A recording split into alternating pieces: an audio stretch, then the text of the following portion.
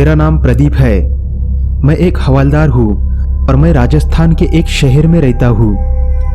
ये घटना मेरे साथ 2016 में ठंड के मौसम में हुई थी। तब मेरी ड्यूटी राजस्थान के ही एक दूसरे शहर में थी।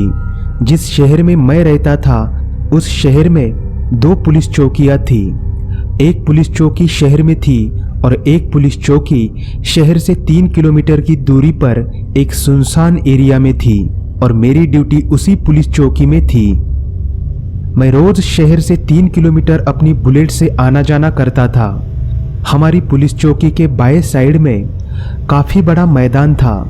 उस मैदान में कुछ पकड़ी हुई गाड़ियां और कुछ एक्सीडेंट हुई गाड़ियों को हम वहीं पर रखते थे। जिस गाड़ियों का एक्सीडेंट होता वो लोग या फिर उनके रिश्तेदार ज्यादातर गाड़ियां लेने के लिए नहीं आते थे, लेकिन जो गाड़ियां हमने लाइसेंस की वजह से या फिर माल डिलीवरी करते समय पकड़ी हुई होती थी उनकी गाड़ियों को छुड़ाने के लिए कोई ना कोई आता रहता था। उस मैदान के 50 मीटर की दूरी पर एक पान टपरी थी। वहां पर एक चाचा जी रहते थे। उनकी उम्र लगभग 60 या 65 साल थी। तो जब भी मैं ड्यूटी पर रहता था तो मैं खाना वगैरह या फिर चाय वगैरह करके उन चाचा जी के पान के ठेले पर पान खाने के लिए जाता था। वो चाचा जी अपना पान का ठेला रात को 10 बजे बंद करते थे। चाचा जी बहुत ही अच्छे थे। उनकी बातें सुनकर मुझे मेरे पिताजी की याद आती थी, जो अभी हमारे शहर से 70 किलोमीटर की दूरी पर रहते थे। मैंने मेरे माँ बाबूजी को काफी बार मेरे साथ रहने को बोला, अपनी बहू की सेवा का आनंद लेने को बोला, लेकिन मेरे माँ बाबूजी को अपने गांव का माहौल ही काफी अच्छा लगता था, तो उस वजह से वो गांव में ही रहते थे। खैर, पुलिस चौकी में मेरी ड्यूटी कभी रात को रहती तो कभी दिन में रहती थी। रात में मुझे 7 बजे से लेकर सुबह के 5 बजे तक ड्यूटी करनी पड़ती थी। मेरे साथ मेरा साथी दोस्त करण भी रहता था। ऐसे ही एक दिन मुझे घर पर काफी ज्यादा बोर हो रहा था, तो मैं मेरी बीवी को बोलकर हमारी पुलिस चौकी पर आ गया। दोपहर के 2 बजे हम पुलिस वाले चौकी में बैठकर बातें कर रहे थे। वहां पर मेरा साथी दोस्त करण भी था। जब मैंने उसे पूछा कि तू तो आज रात की ड्यूटी करने वाला था, तो अब यहाँ पर क्या कर रहा है, तो वो मुझे बोला, अरे नहीं, मैंने साहब को बोला है कि आज रात हमारे घर पर मेहमान आने वाले हैं, तो मैं आज दिन की ही ड्यूटी करूंगा। तो मैं उसे बोला, फिर रात को मेरे साथ कौन रहने वाला है? तो वो मुझे बोला, ये तो मुझे भी नहीं मालूम, शायद साहब तुझे रात को ही बताएंगे कि तेरे साथ रात को ड्यूटी कौन करने वाला है। हम ऐसी बातें कर ही रहे थे कि तभी हमें फोन आया कि हमारी पुलिस चौकी के 6 किलोमीटर की दूरी पर एक रेती का ट्रक और कार का बहुत ही भयानक एक्सीडेंट हुआ है और बताया जा रहा था कि उस कार में 3 लोग मौजूद थे, एक आदमी, एक औरत और एक 16 साल का लड़का, और वो तीनों भी एक्सीडेंट होने के साथ ही उसी जगह पर खत्म हो गए थे।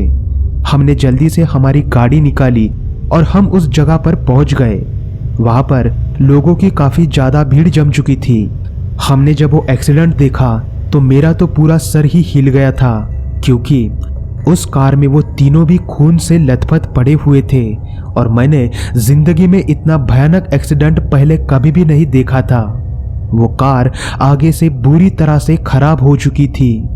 कार की कांच पूरी तरह से टूट चुकी थी। हमारे साहब ने जल्दी से एम्बुलेंस बुलाई। थोड़ी ही देर में एम्बुलेंस आई और उन 3 लोगों की लाशों को ले गई।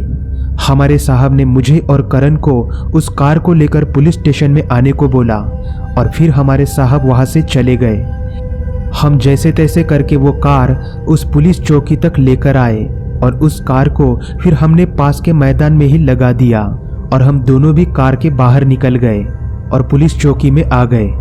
अब शाम के 5 बजे थे।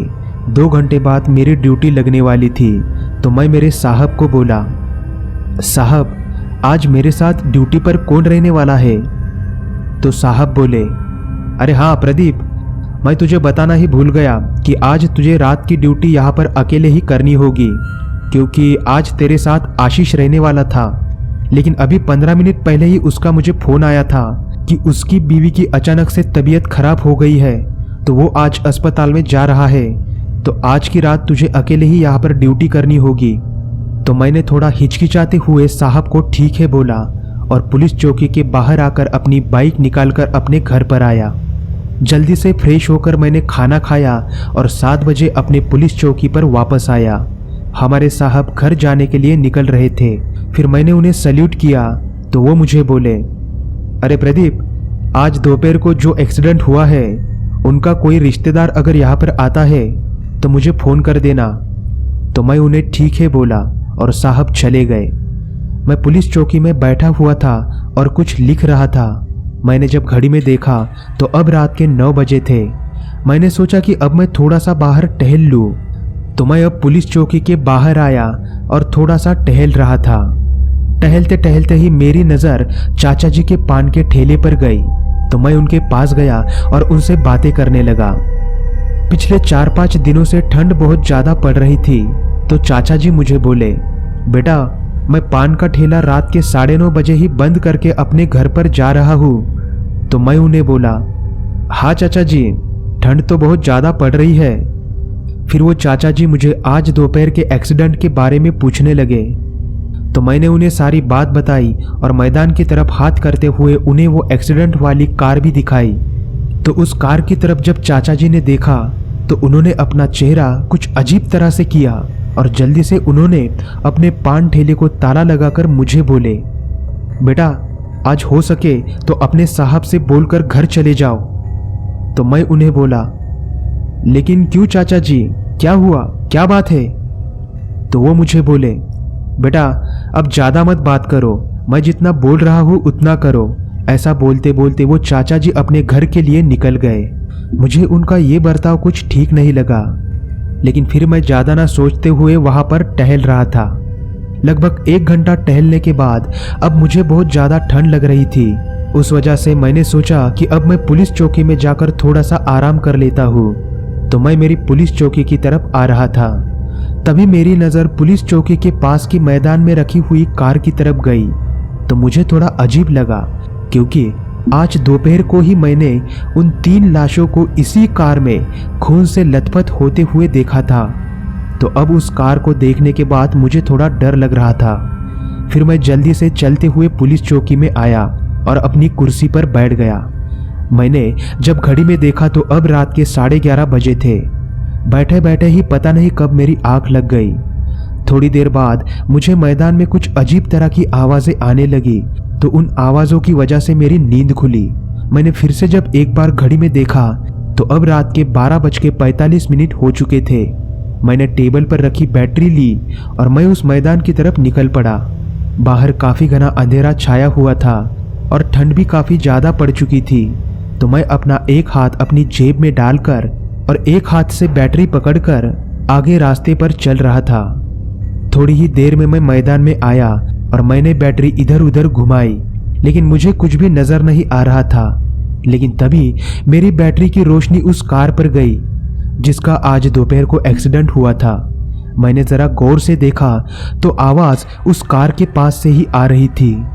अब मैं थोड़ा डरते डरते ही उस कार के पास जा रहा था। थोड़ी ही देर में मैं उस कार के ड्राइवर सीट के पास पहुंच गया और मैंने अपनी बैटरी कार के अंदर मारी। तो अंदर का नज़ारा देखकर मेरे पूरी तरह से होश ही उड़ गए, क्योंकि अंदर वही आदमी, औरत और वो 16 साल का लड़का था। वो तीनों पूरी तरह से खून से लथपथ दिख रहे थे। वो लड़का पीछे की सीट पर बैठा हुआ था तो उसके खून से वो सीट पूरी तरह से लाल हो चुकी थी। वो आदमी और वो औरत आगे की सीट पर बैठे हुए थे। उनका सर भी पूरी तरह से खून से लथपथ था। वो तीनों भी अब मुझे काफी गुस्से से देख रहे थे। उन्हें देखकर मैं काफी ज्यादा घबराया और वहीं पर काफी जोर से चीखा, लेकिन तभी उस आदमी ने मेरा हाथ पकड़ लिया जिस हाथ में मेरी बैटरी थी।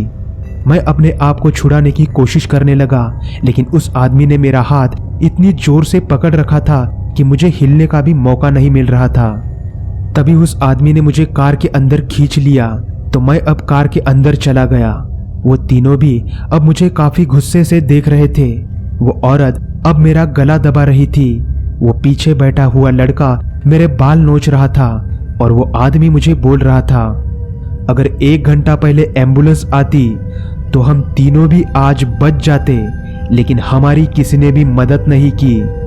वहां पर खड़े सारे लोग हमें तड़पता हुआ देख रहे थे, लेकिन किसी ने भी एम्बुलेंस नहीं बुलाई। तो मैं उन्हें डरते डरते और अपने आप को छुड़ाते हुए बोला, अरे लेकिन जब हमें फोन आया था तो हमें ऐसा बताया गया कि तुम तीनों भी एक्सीडेंट होते ही मर गए थे।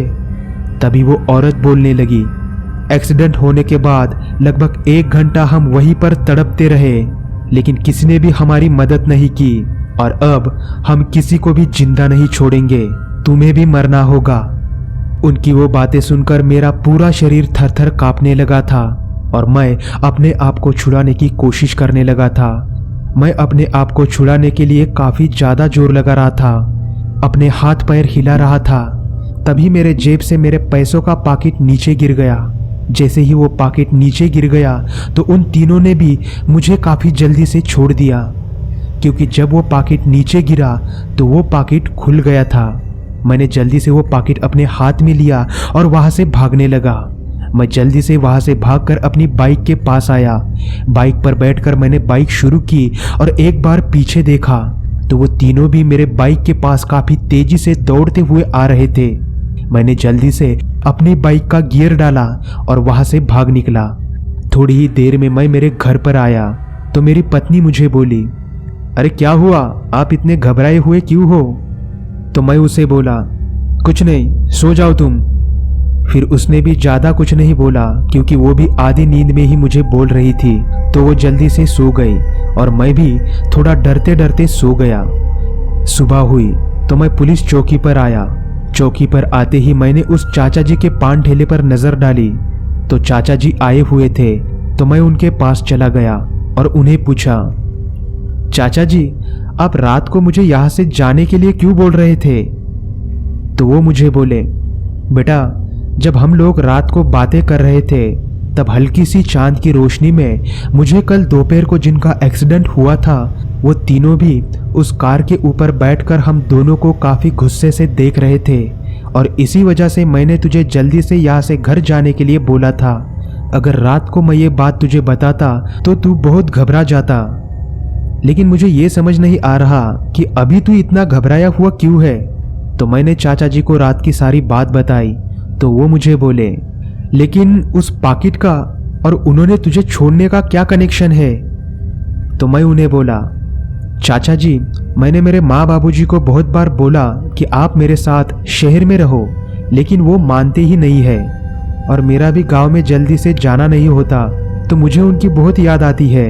तो उस वजह से मैं मेरे पाकिट में मेरे माँ बाबूजी का फोटो रखता हूँ। तो चाचा जी बोले, हाँ वो तो ठीक है, लेकिन फिर भी उन तीनों ने तुझे छोड़ा कैसे?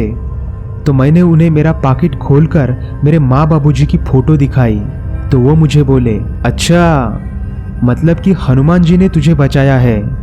तो मैं उन्हें हाँ बोला। दोस्तों मेरे माँ बाबूजी के फोटो में ही उनके पीछे हनुमान जी का फोटो लगाया हुआ था। तो जब मैं कल उन तीनों के बीच में फंसा हुआ था तो मेरा पाकिट खुला, और पाकिट खुलते ही उन तीनों को भी मेरे माँ बाबूजी की फोटो के साथ साथ हनुमान जी का भी फोटो दिखा, और उस वजह से उन्होंने मुझे छोड़ा था। चाचा जी मैं तो कल रात बच गया, लेकिन कल दोपहर को वो भी बच सकते थे अगर किसी ने उनका एक्सीडेंट होते ही एम्बुलेंस को फोन किया होता। तो चाचा जी मुझे बोले, क्या मतलब?